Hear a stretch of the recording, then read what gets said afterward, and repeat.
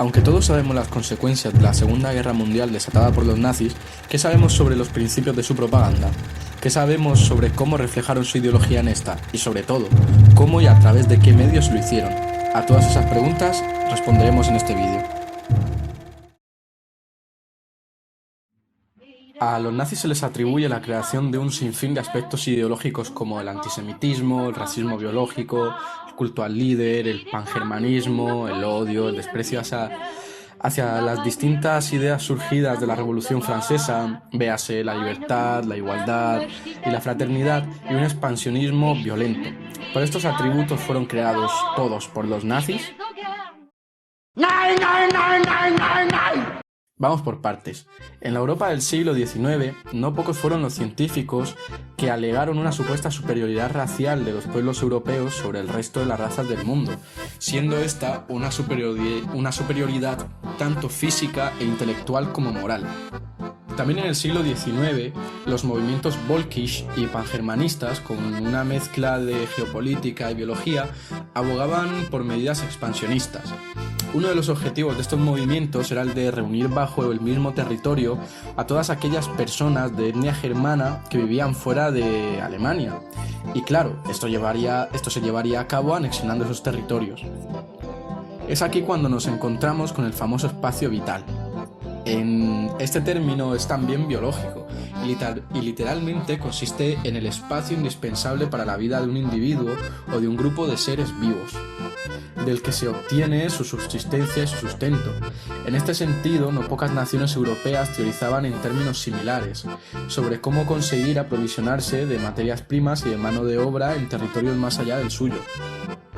Por otra parte, el antisemitismo y la práctica del culto al líder tampoco fueron innovaciones ideológicas de los nazis, ni mucho menos.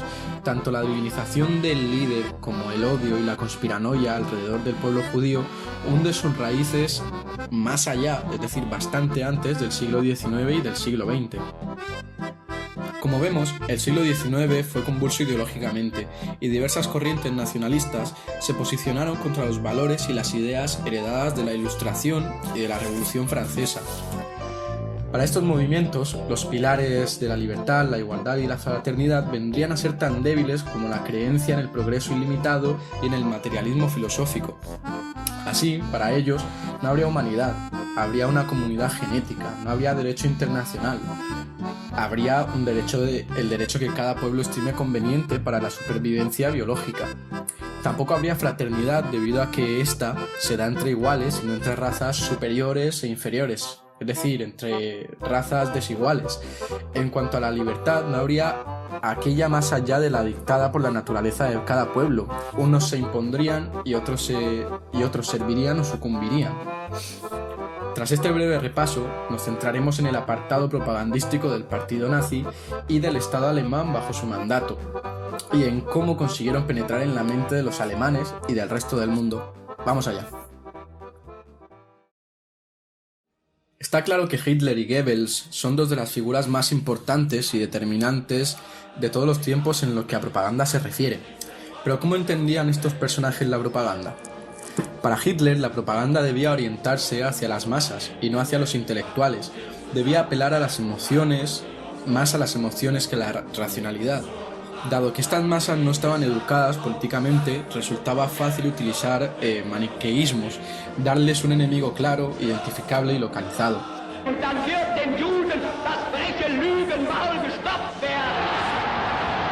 Además de esto, debía apelar a los mitos fundamentales para ellas, Sigfrido, los vikingos, Grecia, Roma. Y por último, la propaganda no se debía quedar en señalar un problema, debía dar soluciones concretas a estos. La visión de Goebbels podemos observarla a través de sus célebres 11 puntos y del artículo Principios de la propaganda de Goebbels del Dr. Leonard W. Duck. De cada uno de ellos extraemos unos cuantos. De los 11 puntos de Goebbels extraemos el principio de simplificación y de enemigo único, es decir, adoptar una idea única, un único símbolo, individualizar al adversario en un enemigo único. Principio del método de contagio, reunir diversos adversarios en una sola categoría o individuo, es decir, los adversarios han de constituirse en una suma individualizada. Y el principio de transfusión, Por regla general, la propaganda opera siempre a partir de un sustrato preexistente, es decir, ya sea una mitología nacional o un complejo de odios y prejuicios tradicionales. Se trata de difundir argumentos que puedan arraigar en actitudes primitivas. De los 19 puntos enumerados por Dubh, extraemos los siguientes. La propaganda debe ser planeada y ejecutada por una sola autoridad. Para ser percibida, la propaganda debe suscitar el interés de la audiencia y debe ser transmitida a través de un medio de comunicación que llame poderosamente la atención. Y por último, solo la credibilidad debe determinar si los materiales de la propaganda han de ser ciertos o falsos. Por otra parte, hemos de señalar que aunque quienes determinaban el rumbo de la propaganda eran principalmente Hitler y Goebbels a través del Ministerio de Propaganda y a través de su propio liderazgo, el control de Goebbels sobre la propaganda no fue absoluto, al menos en cuanto a lo militar, como veremos más adelante. Nombraremos y describiremos algunos de los términos más determinantes a nuestra forma de ver dentro de la propaganda nazi. La raza y la supervivencia de la raza. La política basada en la biología es un gran pilar sobre el que se sostiene no solo la ideología nazi, sino toda su comunicación. Todo aquello que giraba en torno a la pureza de la sangre, que la ponía en un lugar especial en el mundo y que le otorgaba el derecho a ejercer su voluntad sobre otros, fueron elementos fundamentales discursivamente hablando. Así, todo lo cometido por los nazis estaba encaminado a proteger a la raza aria, que según ellos estaría en grave peligro debido a la guerra que los judíos libraban por extinguirlos. Los enemigos de Alemania los podemos ver en la figura de los judíos, los marxistas, los burgueses y los católicos. Los nazis llegaron a encuadrar a esta amalgama de grupos en uno solo a través de la técnica del contagio. En los judíos veían su peor amenaza, ya que los describían como orquestadores de una conspiración internacional encaminada a extinguir a la raza aria. En los marxistas veían la culminación última de los principios de la Revolución Francesa y la antítesis de los principios nacionalsocialistas. Además, en la URSS veían un territorio lleno de mano de obra potencialmente esclava y sus tierras, y el granero que necesitaban.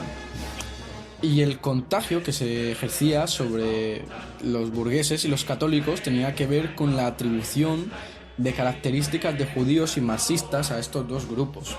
Por otra parte, los términos médicos y biológicos como plaga, pulgas, cucarachas, contaminación, cuarentena, exterminio, son términos con los que toda la sociedad alemana se familiarizó. Los nazis trataban la cuestión judía como una cuestión sanitaria a través de su comunicación. Si había una raza que era una plaga, entonces habría un tratamiento más o menos agresivo con el que se podría acabar con ella y mantener viva a la raza aria. Y ahora, turno para ti. ¿Crees que los nazis iban preparando a la sociedad alemana para la solución final, el Holocausto, a través del lenguaje médico que utilizaban para referirse a los judíos como una plaga?